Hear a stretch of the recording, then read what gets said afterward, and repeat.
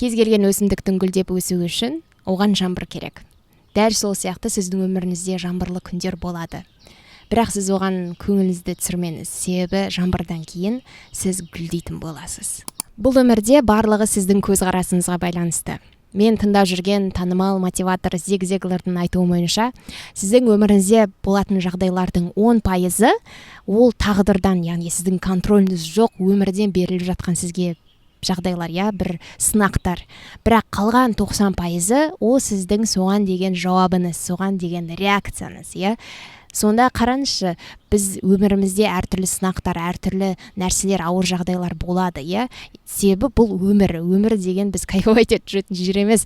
Бұнда сынақ болады, ауыр күндер болады, Бірақ бұл сынақтан өту үшін біз соған дұрыс жауап беруіміз керек, яғни дұрыс реакция беруіміз керек. Мысалы, сіз тест өтіп жатқан кезде, сынақ дегеніміз тест қой, экзамен өтіп жатқан кезде сіз дұрыс жауап беруге тырысасыз ғой, Сол сияқты өмірде де сізге осындай ауыр жағдайлар жіберілген кезде, ол бір ауыр, бір қиын сұрақ деп елестетіңізде, сіз соның жауабын қалай таба аласыз, яғни дұрыс жауабын қалай таба аласыз, яғни ол дегеніміз дұрыс реакция беру. Сол сияқты сіздің өміріңізге әртүрлі қиын адамдар, қиын жағдайлар жіберіледі. Сіз соларға қалай реакция бересіз? Соның барлығы сізге байланысты. Соған сіздің контроліңіз бар. Сол тесттан өту үшін сіз дұрыс жауаптарды таңдау керексіз дегендей, егер сіз өміріңізде сол болып жатқан ауыр жағдайларға, сынақ нәрселерге, сынақ адамдарға дұрыс реакция беретін болсаңыз, дұрыс реакцияны таңдайтын болсаңыз, онда сіз тесттан өттіңіз деген сөз. Мысалы, бір шыны стаканды елестетіп қараңызшы, ішінде жартылай су тұр екеуінде де. Мұнда көзқарасқа байланысты барлығы. Біреулер оны бүйтіп айтуы мүмкін, жартылай суға толған деп айтуы мүмкін, ал екінші адам жартылай бос деп айтуы мүмкін. Сіз қалай ойлайсыз? Бұнда, яғни позитивті ойлау және пессимистті ойлау, Егер сіз жарты сол су бар екеніне соған рахмет айтып, су бар ішінде жарты болса да деп сөйтіп, сол көңіліңіздің барлығы сонда болса, керісінше басқа адам, ойбай, су жетпей тұр, су аз, жартысы пустой ғой, жартысы бос қой деп сөйтіп жіберуі мүмкін. Яғни адамдар кейде бірдей ситуацияға түседі, бірдей условияларда өмір сүріп жатады, бірақ біреулер бақытты өмір сүріп жатады, табысты болып жатады, бірақ екінші адам тура сондай условиялармен, тура сондай жалақымен, тура сондай жерде өмір сүріп жатады, бірақ әрдайым көңілі түсіп сөйтіп жүреді. Сонда сіз қандай адам болғыңыз келеді? Сіз қай адамды таңдайсыз? Қай көзқарасты таңдайсыз? Әрине, позитивті ойлайтын, бақытты болып өмір сүретін, сондай жақсы, жайлы болып жүретін адамды таңдағыңыз келеді. Бірақ ол қиын, ол оңай емес. Айту оңай, бірақ на практике ол оңай емес нәрсе. Онымен қатты көп жұмыс жасау керек. Мысалы, мен өз басымда айтатын болсам, біз мұнда Қытайда тұрып жатырмыз ғой. Мұнда менің 2-3 құрбым бар. Олар тоже басқа елдерден тұрады осы жақта. Және бірақ біз бірдей условияларда, бірдей жерде, бірдей жалақымен тұрып жатырмыз, бірақ біздің көзқарастарымыз әртүрлі. Мен әрдайым оларды көрген сайын қабақтары түсіп кеткен, солай настроениялар жоқ болып жүреді. Себебі олар айтады, күн ыстық дейді. Мұнда барлығы қытайша сөйлейді дейді. Мұнда ешкім жоқ, мен ешкіммен араласпаймын, қызық емес, ішім пысты. Яғни әрдайым бірдеңеге жаловаться етіп тұрады, И менің көзқарасым мынадай, керісінше мен мына жақты жақсы көремін, мына жақтың адамдарын жақсы көремін. Барлығы қытайша сөйлейді, ол маған наоборот мотивация. Мен Дуолингода Қытай тілін үйреніп жүрмін. И сол 1-2 сөз айтқанға, сол адамның қытайлықтың сол маған күлімсіреп, соған мәз болғанына, мен қытайша айтқанына, сол реакцияларды көргенде прям мотивация береді. Одан сайын қытайша үйренгім келеді дегенде, яғни мен өз-өзім миыма бір челлендж жасап жатқан сияқты басқа бір тіл үйреніп жатырмын деген сондай маған көзқарасым сондай. Және мен тұрып жатқан жер маған ұнайды. Мынау ауа райы, мынау табиғат дегеніміз маған қатты ұнайды. Яғни бұл жақ мен үшін уже ыстық үй болып кеткен. Мен бұл жақтан керісінше кеткім келмейді. Мұнда менде уақыт көп. Менің қызым мектепте, мен өзімен ұнайтын іспен айналыса аламын деген сияқты. Яғни мен көп мүмкіндіктерді көремін. Баяғыдан жасай алмай жүрген нәрселерімді қазір жасап жатырмын. Яғни мұнда хотя біз бірдей условиямен, бірдей жерде тұрып жатырмыз, бірақ біздің көзқарастарымыз совершенно разный, екі түрлі көзқарас. Сонда көзқарас өте маңызды.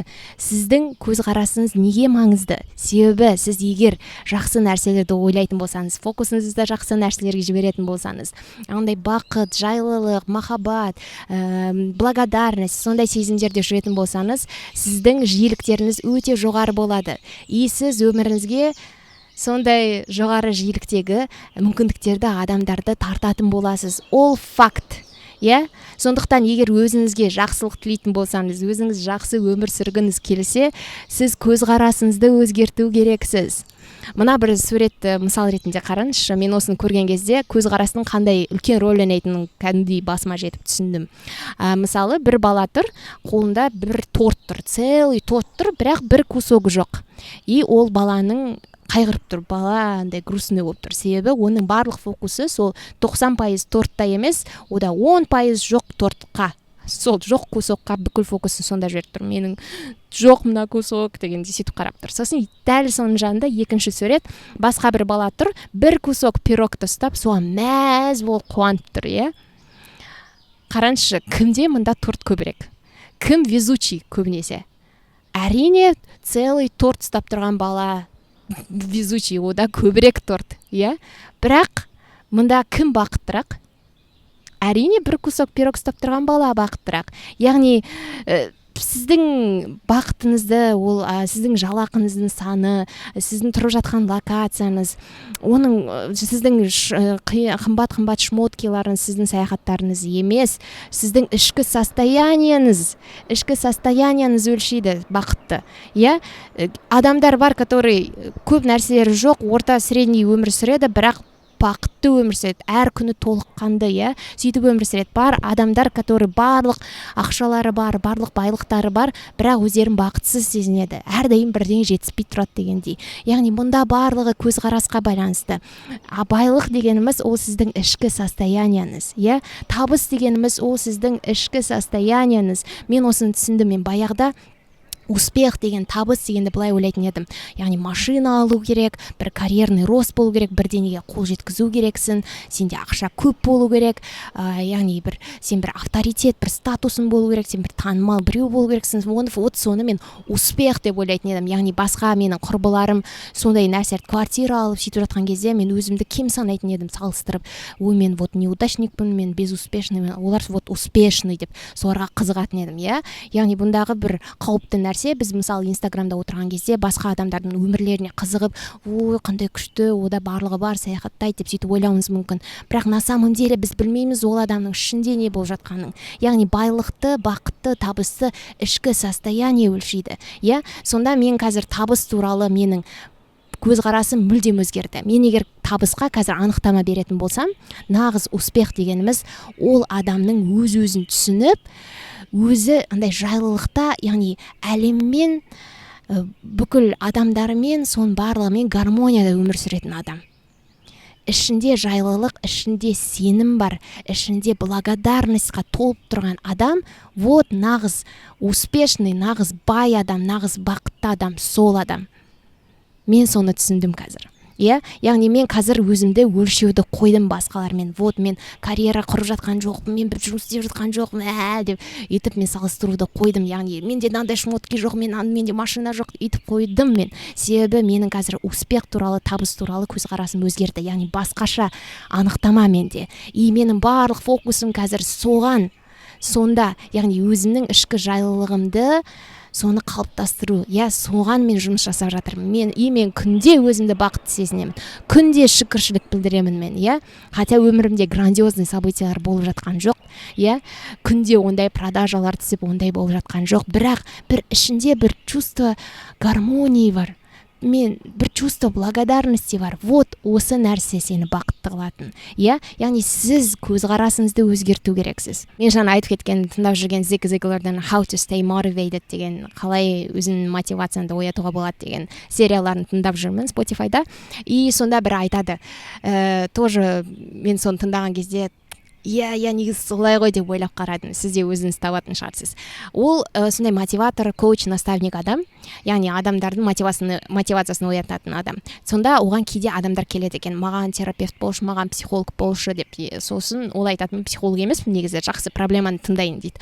Сосын ол адам отырып алады да бүкіл проблемасын тізіп айтады. Вот мен күйеуім осындай, мен өмірім осындай, мен балаларым мені сыйламайды, менің бастығым мынандай, денсаулығым мынандай, бүкіл проблемасын, жалобын, барын толтырып айтып береді. Сосын одан кейін Зиг Зиглер ойланады да, енді жауабын берейін десе, яғни бір кеңес берейін десе, шешім айтайын десе, ол адамның құлағы бітеліп қалады. Жаңағы екінші адамның құлағы бітеліп қалады, ол тыңдамайды. Сол сияқты адамдар көбінесе терапияға барған кезде, басқа бір өмірімді өзгерткім келеді деп біреуге жазған кезде, соған барып көмек сұраған кезде көп адамдардың мынадай бір көзқарасы бар. Олар арғы жағын білмейді, яғни жұмыс істеу керек өз-өзімен дегенді оны ойламайды. Олар тек өздерінің проблемасын айтқысы келеді, яғни тек жаловаться еткісі келеді. Болды, вот мен осындай бедняжкамын, менде осындай барлық нәрселер болып жатыр, барлығы нәрселер жаман, барлық адамдар жаман, тағдыр жаман, өмір жаман, мен жек көреді бәрі, мен вот осындай несчастный адаммын деп соны айтқысы келеді. Бірақ одан кейін тапсырмалар істеу керек екен, одан кейін әрекет жасау керек екен, олар просто игнор етеді. Яғни сіз өз-өзіңізге шынайы сұрақ қою керексіз да, мен сондай адаммын ба? Мен бір проблемамды бір подругама, сыйлайтын бір адамға айтқан кезде, мен соның шынымен де шешімін тыңдағым келе ма, ол адамнан кеңесті тыңдағым келеді ма, или мен просто жалғыз айтқым келіп тұр ма, қандай өмірім жаман екенін деп. Сіз баратын наставниктар, баратын психологтар, олар сізге тек направление береді, тек бағыт береді. Себебі ешкім сіздің ішіңізге кіріп шыға алмайды. Ішіңізді 100% білмейді. Ол тек сіздің бір 80%-іңізді білген шығар, қалған 20%-ын ол біле алмайды. Себебі сіз оны жасырып қалуыңыз мүмкін айтпай, және немесе ол адам сіздің воспоминанияларыңызға, бүкіл сезімдеріңізді полностью сезіне алмайды ғой. Яғни ол білмейді сіздің ситуацияңызды қаншалықты, қандай екенін ол полностью біле алмайды. Сондықтан сіз мынандай қателік жібермеңіз, мынандай көзқараспен бармаңыз. Вот мен неге барам, психологқа барам, терапевтке барам, наставникқа барам, бітті, мен бүкіл проблемаларым шешіледі деп. Бұл проблемаларды шешетін адам психолог емес, наставник емес, сіздің өзіңіз. Барлық сұраққа жауаптар, шешімдер сіздің ішіңізде. Сіз психологқа, наставникқа барған кезде олар сізге тапсырмалар береді, практические задания береді, сізге көп үй тапсырмасын үйіп береді. И теорияны сізге айтқанымен, сіз ары қарай практикаға салу керексіз оны. Кез келген курсты алсаңыз, мысалы мен қазір YouTube курсым бар, мен YouTube курсымды сатып жатырмын, сіз оны аласыз, например, бірақ егер сіз теорияның барлығын тыңдап алып, практиканы жасамасаңыз, сіздің YouTube'ыңыз өспейді. Себебі мен сізге барлық мүмкіндіктерді, барлық материалдардың барлығын бердім, ақпараттарды, бірақ оны практикаға енгізу сіздің жауапкершілігіңіз, мен сіз үшін істеп бере алмаймын ғой. Яғни сол сияқты сіз терапияға барған кезде, сіз ішіңізде шынымен өзгерістерді енгізу үшін сіз сол айтқан нәрселерді, білімдердің барлығын практикаға енгізу керексіз. Үй тапсырмаларын орындау керексіз, яғни әрекет етіп бастау керексіз. Егер сіз өмірімді өзгерткім келеді, вот болды, мен өз-өзімді түсінгім келеді десеңіз, бірақ артынан ешқандай тапсырмаларды, әрекеттерді жасауға егер мотивацияңыз болмаса, онда сіз дайын емессіз. Онда өмірімді өзгерткім келеді деген сөздердің барлығы өтірік нәрсе. Жалған бұның барлығы. Себебі сізге одан кейін шешім, кеңестер, мүмкіндіктердің барлығы беріліп тұр. Сіз оларды тыңдайсыз, бірақ почему-то істемейсіз. Сондықтан сіз құлағыңызды ашыңыз, көзіңізді ашыңыз, жүрегіңізді ашыңыз. Егер шынымен өзгеремін десеңіз, онда жұмыс жасау керек болады, еңбек ету керек болады. Себебі бір түнде еш нәрсе өзгермейді. Себебі сізге ешкім бір волшебный таблетка, волшебная палочка бермейді. Олай жасамайды өмір, жұмыс істемейді етіп. Мынадай бір сөз бар: егер адам өз-өзіне көмектесе алмаса, онда сіз оған көмектесе алмайсыз. Егер адам өзім өзгеремін деп соған басы жетпесе, сіз оны өзгерте алмайсыз. Дәл сол сияқты барлығы в конечном итоге сіздің өзіңізге келіп тіреледі. Барлық жұмысты сіз өзіңіз жасау керек болады. Мұнда ешқандай оңай жолы жоқ. Және өзіңізге мынадай сұрақ қойыңызшы: мен баяғыдан бір армандап жүрген, қалап жүрген нәрсемді бүгін қалай бастай аламын деп. Көзқарасыңызды өзгертіңіз, мүмкіндіктерді көріп бастаңыз. Жаңағы суреттегідей сізде кусок пирога бар. Сіз жаңағыдай 10% жоқ кусочекқа қарап тұрмаңыз. Сізде бар нәрселерге қараңыз да, сол қазіргі бар нәрселеріңізбен, қазіргі бар біліміңізбен, қазіргі бар құралдарыңызбен бастаңызшы. Жасағыңыз келіп жүрген нәрсені бүгін бастай аласыз сіз. Мысалы, егер YouTube каналды бастағыңыз келіп жүрсе, сіз өзіңізге сұрақ қойыңыз: бүгін мен қалай бастай аламын деп. Қағаз бен дәптер, ручка алыңызда, идеяңызды жазыңызда, телефоныңызды алыңызда, қосыңызда, видео түсіріңіз. Болды. Немесе менің YouTube туралы үйрететін, нөлден монетизацияға дейін үйрететін менің курсымды алып, сондағы білімді алып бастап кетіңіз. Яғни бірінші қадам жасаңыз. Маған адамдар бар жазатын, мен ауылда тұрамын, бұнда қайдағы өсу, бұнда қайдағы контент жасау деп, яғни олар проблеманы локациядан көріп тұр, иә. Мен айтып кеткендей, локация ничего не меняет, сіздің ішкі состояниеңіздің барлығы соған байланысты. Бар ғой қаншама Инстаграмда, ТикТокта қыз бен жігіттер бар, которые ауылда тұратын, қорада жүріп, там жылқының үстінде жүріп, мал жайып жүріп, қаншама контентті салып, 100 мыңдаған подписчиктары бар. Вот сол адамдар жасап жүр ғой. Ол өте оригиналды контент, иә. Біз қазақтар барлығымыз ауылда тұрғанбыз бала кезімізде. И ауыл бізге ыстық нәрсе. И ондай контент адамдарға қызық, қазақтарға қызық. Сондықтан сізде күшті бір мүмкіндік бар. Сіз егер ауылда тұрып жатсаңыз, сіз ауылда бір креативті идея жасап, сол креативті контент жасай аласыз, иә. Бұнда әңгіме локацияда емес. Мен бұйырса Қазақстанға барамыз осы апталарда, сол кезде ауылда мен подкастымды, видеомды түсіруді жалғастырамын. Міне дәлел болады сол, иншалла, иә. Яғни локация ничего не меняет. Сіз өзіңіз мүмкіндіктерді көріп бастау керексіз. Мысалы, мен бүгін таңертең тұрдым да, ешқандай жоспар, еш нәрсе болған жоқ. Телефоныммен осы микрофон штативімді бірге алып шықтым да, осы паркқа отырып видео түсіремін дедім аяқ астынан. Яғни просто мүмкіндіктерді көріңіз, иә. Сонда көзқарасыңызды өзгертіңіз, құрбан болуды қойыңыз, проблемаларды көруді қойыңыз, өзіңіздің фокусыңызды жақсы нәрселерге жіберіңіз. Өміріңізде 1% болсын жақсы нәрсе болып жатыр ғой, сонда жіберіңіз фокусыңызды. Сонда сіз жіберген фокусыңыз қайда жіберіледі, сол ұлғаяды деген сөз бар. Ол факт шынымен де. Егер сіз сол фокусыңыз жақсы нәрселерге жіберілетін болса, ол ұлғая береді. 2%, 5%, 10% болып өміріңізде жақсы нәрселер көбейе береді. Сондықтан фокусыңызды өзгертіңіз. Благодарность, чувство благодарности сезімін, алғыс сезімін оятыңыз, сізде бар жақсы нәрселерге шүкіршілік етіңіз.